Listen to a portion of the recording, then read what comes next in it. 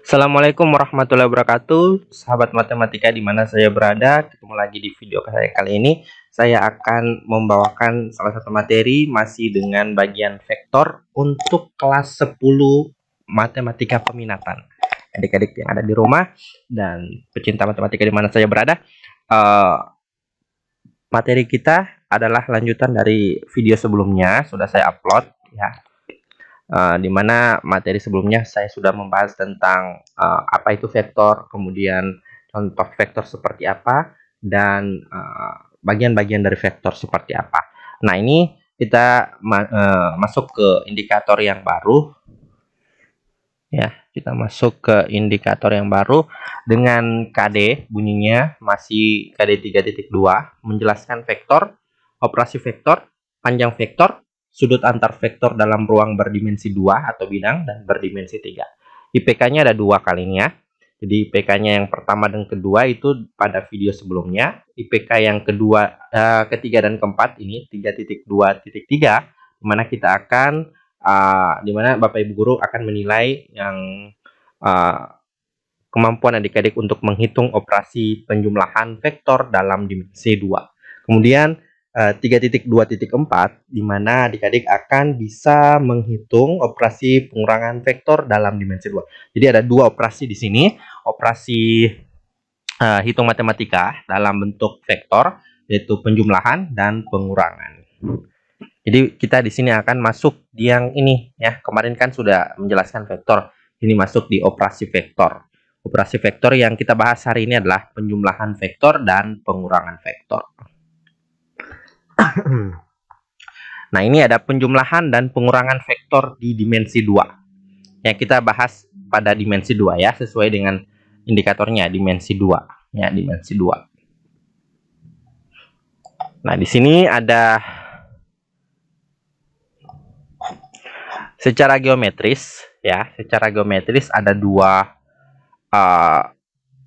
dua teknik untuk mencari atau menyelesaikan penjumlahan dan pengurangan vektor di dimensi 2. Teknik pertama adalah aturan segitiga, teknik kedua adalah aturan jajar genjang, dan ada secara aljabarnya. Jadi ada dua macam atau dua bentuk untuk menyelesaikan penjumlahan dan pengurangan vektor di dimensi 2, secara geometris dan secara aljabar. Geometrisnya ada dua, aturan segitiga dan menggunakan aturan jajar genjang. Maaf. Nah, ini aturan segitiganya. Gimana aturan segitiga? Di sini ada beberapa penjelasan. Jika ada dua vektor dijumlahkan, jadi ada dua vektor dijumlahkan atau dikurangkan, jadi ada dua vektor yang dijumlahkan atau dikurangkan, maka vektor resultan. Jadi ada dua vektor yang akan dijumlahkan ataupun dikurangkan, maka kita akan dapatkan namanya resultan. Apa itu vektor resultan? Hasil dari penjumlahan atau pengurangan diperoleh dengan menempatkan titik pangkal salah satu vektor ke titik ujung vektor yang lain. Jadi ini syarat untuk mencari penjumlahan dan pengurangan vektor pada dimensi 2 dengan menggunakan geometris bentuk aturan segitiga ya. Ingat saja, jika ada penjumlahan atau pengurangan vektor melalui aturan segitiga, yang didapatkan atau vektor resultannya didapat atau diperoleh dengan cara menempatkan titik pangkal. Jadi pangkal salah satu vektor ketemu dengan ujung vektor yang lain. Jadi pangkal ketemu ujung. Jadi pangkal ujungnya itu ada arah panahnya ya. Seperti yang saya jelaskan di video sebelumnya. Jadi ingat, aturan segitiga dilakukan untuk mencari vektor resultan dengan cara titik pangkal ketemu dengan titik ujung. Jadi kata kuncinya adalah ujung ketemu pangkal. Ujung ketemu pangkal. Jangan terbalik. Terbalik tuh bisa.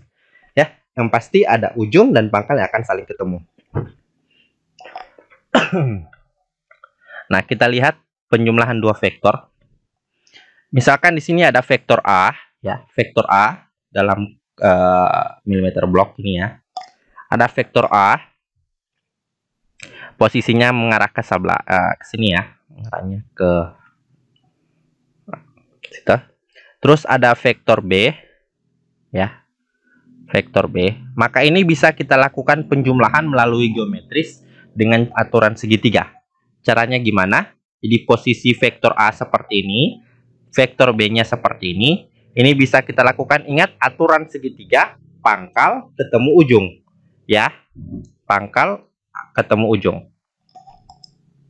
Nah, ini pangkal dari vektor A, ini ujung dari vektor A. Nah, kita akan satukan dengan vektor B. Kita akan satukan dengan vektor B, maka yang kita ambil yang mana? Ingat, dengan menggunakan aturan segitiga, pangkal ketemu ujung. Di pangkal vektor B, kita akan lakukan dengan vektor A-nya ya. Kita akan gabung dengan ujung pada vektor A-nya dengan cara seperti ini. Ya. Jadi vektor A ketemu dengan vektor B dengan cara vektor pangkal vektor B akan ketemu dengan ujung vektor A. Maka resultannya yang mana? Ya, tinggal kita tarik. Kita tarik saja pangkal dari vektor yang pertama A ke ujung pada vektor B. Nah, ini resultannya. Jadi vektor C sama dengan vektor A ditambah vektor B. Oke, paham ya? Jadi ingat sekali lagi, jika ada dua vektor yang dijumlahkan, maka akan disatukan dalam bentuk aturan segitiga apabila pangkal ketemu dengan ujung. Ya, jadi ini vektor A akan disatukan dengan vektor B, yaitu dengan cara ujung vektor A ketemu dengan vektor B pada pangkalnya. Jangan pangkalnya ketemu dengan pangkal, ujung ketemu dengan ujung. Tidak. Aturan segitiga pangkal ketemu ujung. Nah, kenapa posisinya ke sini? Lihat saja, vektor B kan arahnya ke sini. Maka dia juga harus disatukan dalam bentuk arah yang sudah ditentukan pada soal yang dimaksud. Jadi, soalnya mengarah ke sini berarti ini juga disatukan melalui vektor A menuju ke vektor B, itu disatukannya seperti ini gambarnya ya. Vektor A ketemu dengan vektor B. Maka resultannya tinggal kita tarik. Ujung ketemu ujung, pangkal ketemu pangkal ya. Jadi mulai dari ujung menuju ke pangkal. Dari pangkal, ini pangkal ya. Pangkal ketemu pangkal, ujung ketemu ujung. Jadi pangkal resultan itu berasal dari pangkal vektor yang pertama ke ujung vektor kedua. Itulah ujung vektor resultan. Kita lihat pengurangan. Ada vektor A dan ada vektor B. Nah, gimana caranya agar kita mendapatkan pengurangan dua vektor? Maka salah satu vektor yang akan kita putar atau kita kita putar arahnya ya, putar arahnya. Kalau mau arahnya dari vektor, salah satu vektor itu diputar arahnya atau berlawanan arah, maka yang terjadi adalah vektor itu akan berubah tanda ya, akan berubah tandanya. Kalau ini vektor positif A dan ini vektor positif B, maka salah satu vektor ini kita akan ubah posisinya. Misalkan vektor B saya ubah menjadi seperti ini, arahnya ke sini, akan berubah arah ya, akan berubah arah, makanya menjadi vektor negatif B ya. Kenapa? Karena ada perubahan arah, sehingga vektor yang kita gunakan adalah vektor A dan vektor negatif B. Nah, kita lakukan seperti tadi ya. Vektor A-nya ini ujungnya kita sambung dengan vektor negatif B, berarti di sini pangkal dari negatif B menuju ke sana ya, sesuai dengan gambarnya. Berarti ke sana. Kita lihat gambarnya. Nah, ini vektor A dan vektor negatif B. Maka resultannya di mana? Resultannya kita tarik di sini. Pangkal dari A menuju ujung dari vektor B.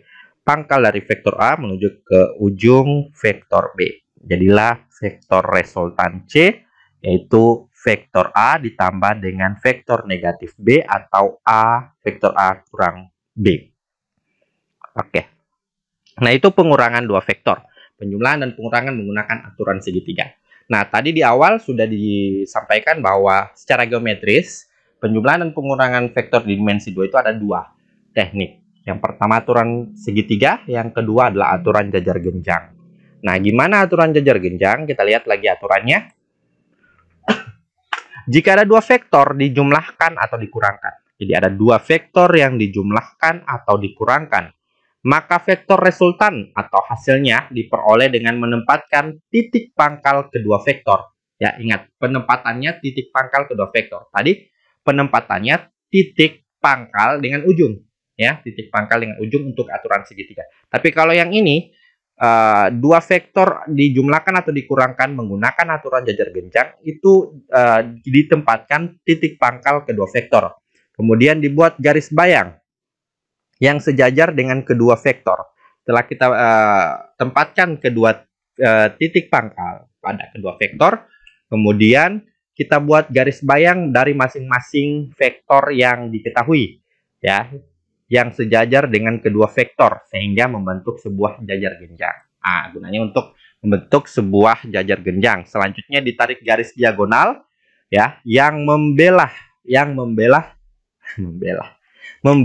gitu ya, yang membelah kedua jajar genjang dari titik pangkal kedua vektor. Nah, ingat saja kalau di aturan jajar genjang, aturan segitiga dulu. Aturan segitiga adalah ujung ketemu pangkal atau pangkal ketemu ujung. Nah, kalau ini pangkal ketemu pangkal, ya. Kata kuncinya adalah pangkal ketemu pangkal. Setelah itu kita buat garis bayang. Setelah dapat garis bayang, kita tarik dari pangkal ketemu pangkal tadi menuju ke garis bayang yang dimaksud.